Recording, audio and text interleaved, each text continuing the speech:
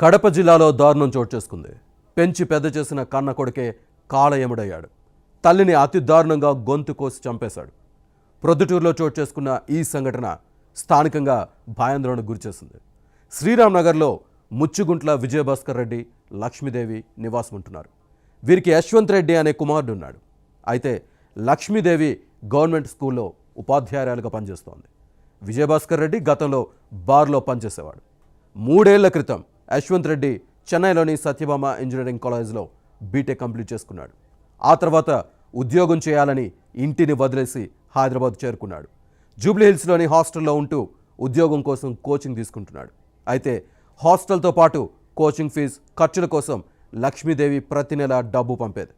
హైదరాబాద్లో ఉన్న సమయంలో ఎప్పుడు ఇంటికి రమ్మని తల్లి అడిగినా యశ్వంత్ వచ్చేవాడు కాదు.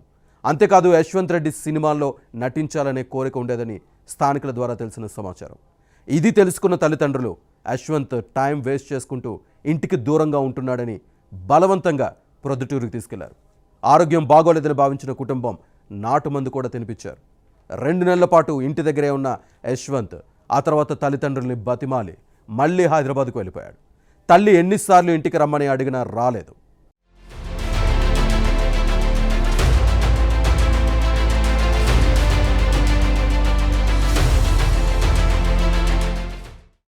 అయితే మరోసారి హాస్టల్ ఫీజుతో పాటు ఖర్చుల కోసం యశ్వంత్ రెడ్డి తన తల్లిని డబ్బులు అడిగాడు.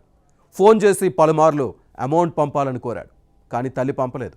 డబ్బులు పంపకపోతే అయినా ఇంటికి తిరిగి వస్తాడని అనుకుంది. కానీ ఆమె ఆలోచన పెద్ద తప్పుగా మిగిలింది. ఆదివారం ఉదయం యశ్వంత్ రెడ్డి ప్రొద్దుటూరుకు వెళ్ళాడు. డబ్బులు పంపలేదన్న కోపంతో నేరుగా తల్లి వద్దకు వెళ్ళాడు. బాగోగులు అడుగుతున్నా పట్టించుకోకుండా తల్లితో గొడవకు దిగాడు. ఇక తండ్రి ఆ సమయంలో బాత్రూంలో స్నానం చేస్తుంటే బయటకు రాకుండా తలుపులు లాక్ చేశాడు. ఆ తర్వాత గొడవ పెద్దదైంది. రెచ్చిపోయిన యశ్వంత్ రెడ్డి వంటింట్లో ఉన్న కూరగాయల కత్తి తీసుకొని తల్లి లక్ష్మీదేవి గొంతు కోశాడు. ఆమె రక్తపు మడుగులో కొట్టుమిట్టాడుతూ ఉండగా ఈడ్చుకొని వచ్చి వరండాలో పడేశాడని తెలిసింది.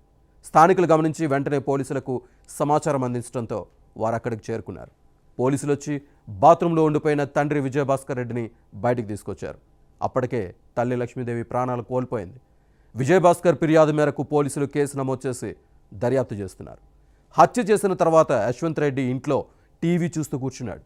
ఈ దృశ్యాలను చూసిన స్థానికులు, పోలీసులు సైతం షాక్ అయ్యారు. కాగా ఈ దృశ్యాలు చూసిన తర్వాత యశ్వంత్ రెడ్డి మానసిక పరిస్థితి బాగోలేదని పోలీసులు అనుమానిస్తున్నారు. ఈ కోణంలో కూడా దర్యాప్తు చేస్తున్నట్లు చెప్పారు.